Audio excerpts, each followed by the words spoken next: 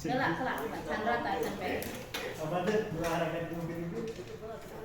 Anjir, Orang ada kena cek kita itu. Yang resmi. Tegar ini kemarin ada acara. Sok. Ya. Oh. Assalamualaikum.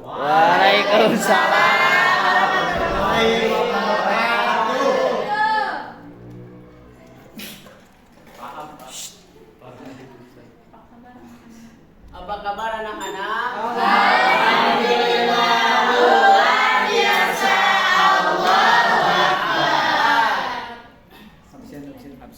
Absen dulu ya. Siapa yang gak hadir? Apa? Aduh, eta budak. Bapak santri kenapa? Oh iya. Cicing itu bangun desa, kenapa? Ngejagaan dia. Bedakan CCTV. Gimana sih kamu? Baik, sebelum belajar, marilah kita berdoa dalam hati masing-masing mulai. Berdoa selesai. Amin.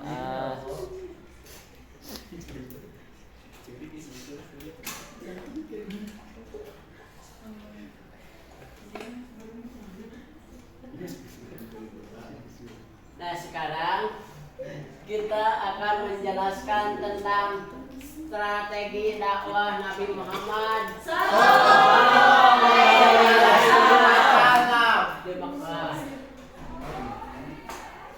Yaitu yang pertama, strategi dakwah yang dilakukan Nabi Muhammad sallallahu alaihi wasallam setelah turun wahyu. Kedua, Quran surat Al-Mudaththir ayat 1.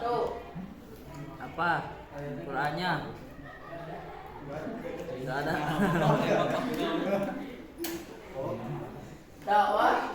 Dakwah secara sembunyi-sembunyi atau sirriyah. Hal ini sebagai strategi yang dilakukan Nabi Muhammad Sallallahu alaihi wasallam. berdasarkan perintah Allah dalam Quran surat Asy-Syura ayat 214. Sasaran dakwahnya adalah keluarga dan sahabat terdekat Nabi Muhammad sallallahu alaihi wasallam. Dari kalangan keluarga dan sahabat, yang pertama masuk Islam adalah pertama Siti Khadijah atau istri Nabi Muhammad Sallallahu alaihi wasallam. Kayak masih singkat tadi, saw. Yang kedua Zaid bin Haritsah atau Hambasah Utsman bin Affan ayah.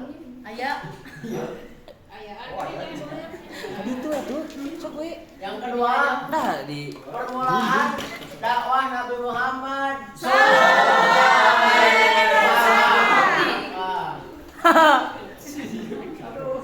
Nabi Muhammad saw. Ini lucu Bapak. Ih, Bapak lucu banget. awal perintah dakwah Nabi Muhammad Dong gitu aja tuh. pertama kali ketika di usia 40 tahun Nabi Muhammad sallallahu alaihi wasallam melakukan khalwat di Gua Hira dan menerima wahyu yang pertama, Quran surat Al-A'laq ayat 1 sampai 5. Al-Alaq. Coba dibaca oleh Irsan. Bismillah. A'udzubillahi minasyaitonirrajim. Bismillahirrahmanirrahim. Berapa ya surah? Berapa ya? Nggak dengerin Bapak. Murtad euy. Iya Pak. Pak, dengerin saya. Nah, Iqra bismi rabbikal ladzi khalaq. Khalaqal insana min 'alaq. Iqra wa rabbukal akram. Alladzi 'allama bil qalam. 'Allamal insana ma lam ya'lam.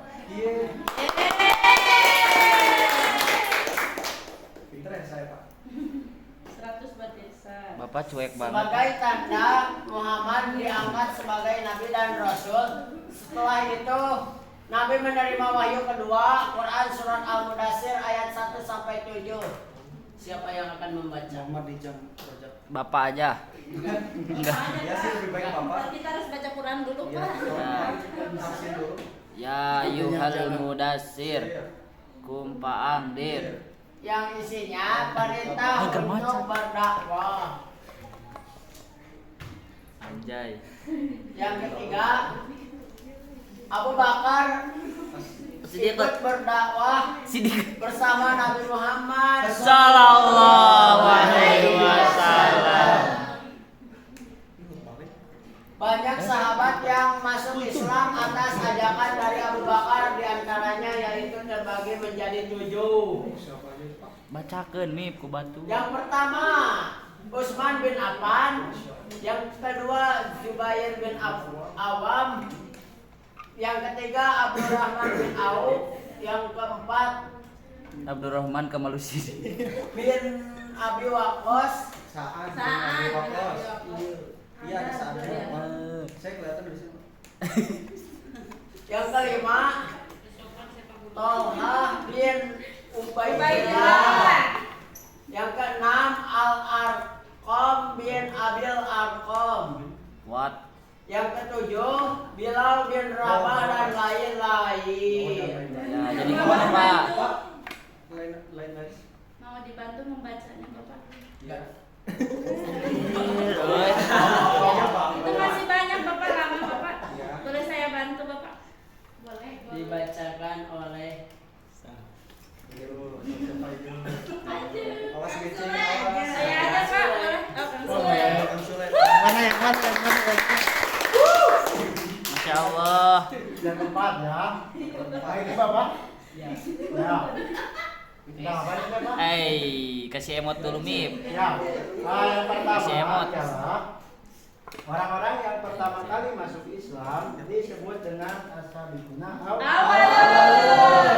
Dan yang kedua, pusat dakwah secara sembunyi-sembunyi dilakukan di rumah Al-Arqam. Sugan teh Al-Karomah. Anjay, si konering tuh. Dan yang ketiga yaitu dakwah Syria dilakukan selama 3 tahun, kemudian dilanjutkan dengan dakwah jahar Jahar. atau secara Terang-terangan. ya, udah Pak. Wih, video. Kita belum pernah, Pak. Beli Bapak beli. Tos jompo lu. Yang kelima, Saya, Pak. Boleh? boleh. Oh, iya. Ini siapa, Pak, namanya, Pak? Enggak tahu. Sama murid sendiri nggak tahu. Nomor berapa, Pak? 5. Nomor 5. Anjir, gaya anak mulai bola. Dakwah jar itu dakwah Terang-terangan. dilakukan setelah menerima wahyu. Quran surat Al-Hijr ayat 94. Nanti Bapak akan menerangkan ya, itunya apanya, Pak? Tafsirnya. Kedua, Rasulullah mengumpulkan masyarakat Mekah di Bukit Sofa untuk menyampaikan risalah dan ajaran tauhid. Nggak ada aja, teman-teman. Ketiga, respon penduduk Mekah ada yang menerima dan kebanyakan menolak dengan keras, termasuk paman Nabi sendiri yaitu Abu Jahal,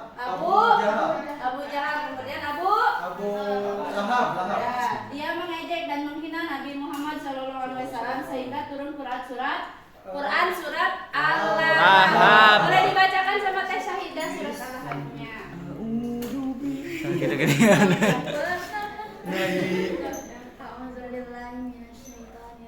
Naik. Dapat tiada bila wa tab.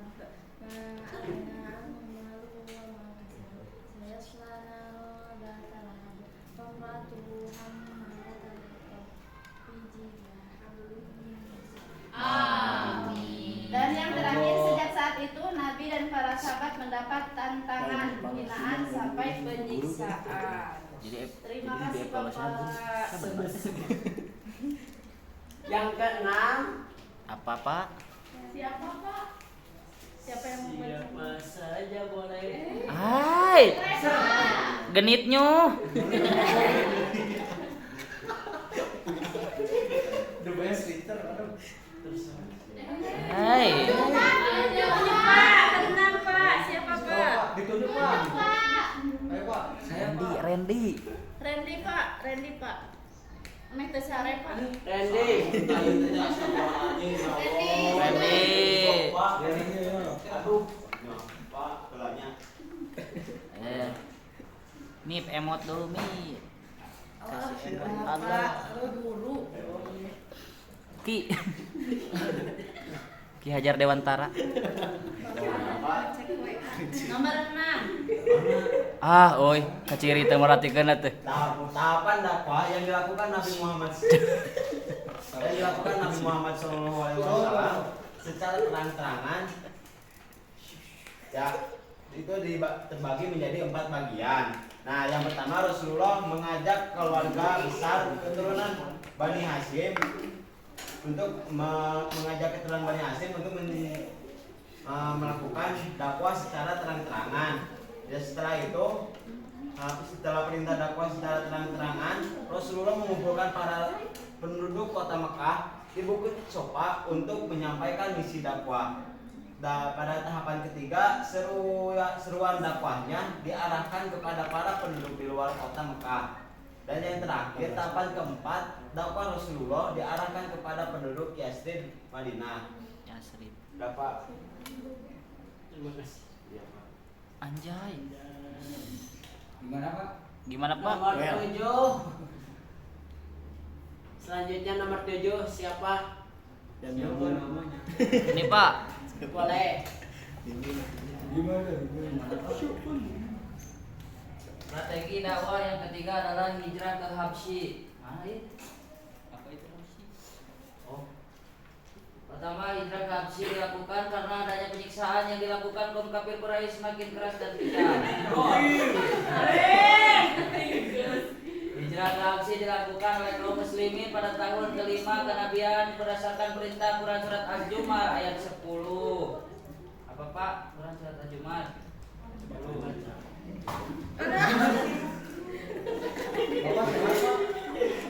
Hijrah ke Habsyi dilakukan sebanyak 2 kali. Yang pertama dipimpin oleh Utsman bin Affan sebanyak 12 orang laki-laki dan 4 orang perempuan. Kelompok yang kedua dipimpin oleh Ja'far bin Abdul Muthalib sebanyak 83 laki-laki dan 18 perempuan.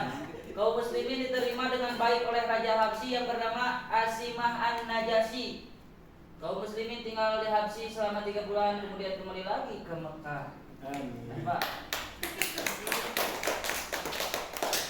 Selanjutnya nomor 8. Ke Bapak aja. Boleh. Boleh. Misi dakwah ke Taif.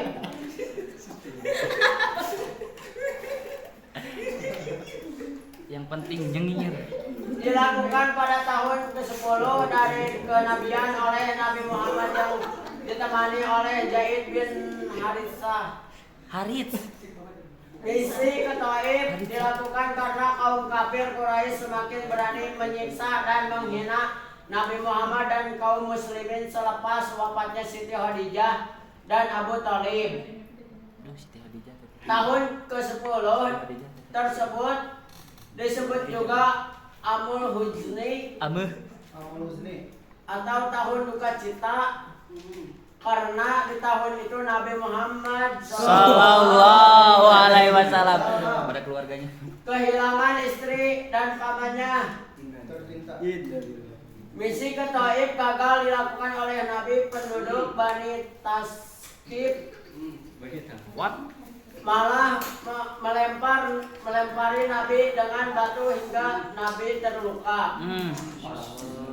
Nabi tinggal di Taif selama 10 hari kemudian kembali lagi ke Mekah. Jadi Nomor gimana? 9. Jelaskan Siapa dulu ada atuh, yang Pak. nambah? Jelasin dong Pak. Anjir. Silahkan Cip. Silahkan.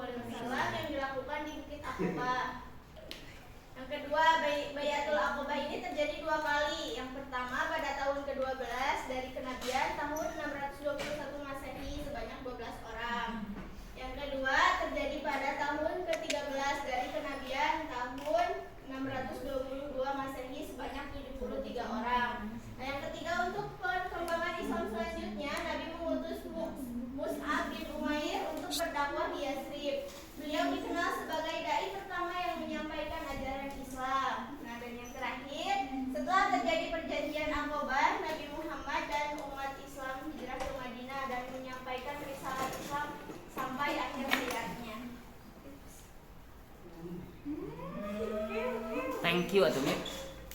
Atuh Pak.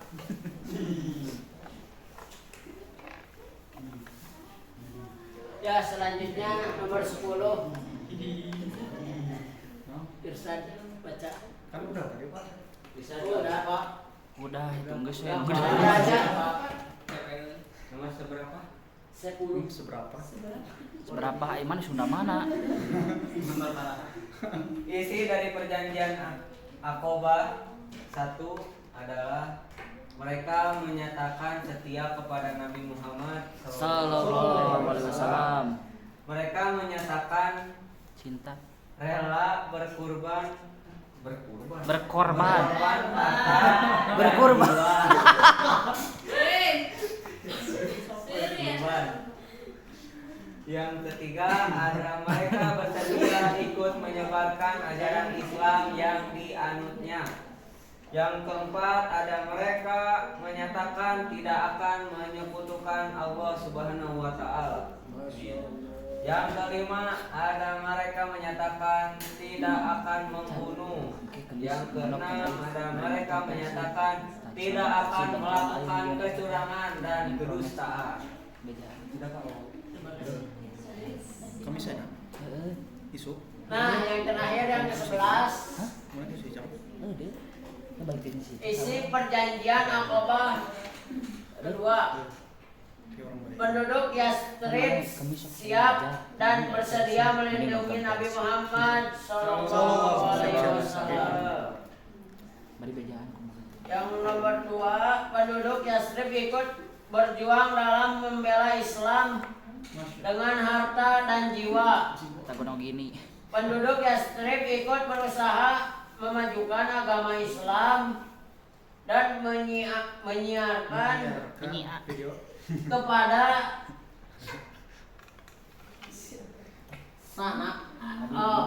anak saudara mereka. Keempat, penduduk Yastrib siap menerima segala resiko dan tantangan.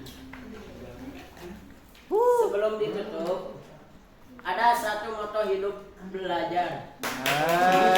Apa tuh?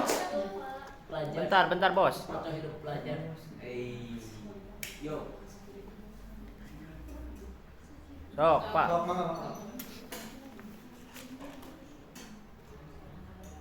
Jika orang lain bisa, maka kamu juga harus bisa melakukannya.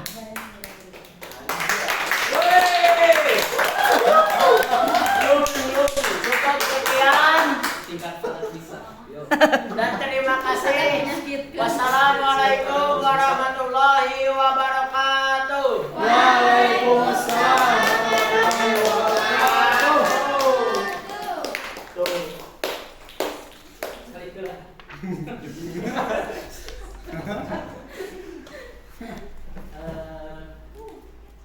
Kita ingin kemana ya referensi pelajaran SHI. Kami kan tinggal tadi.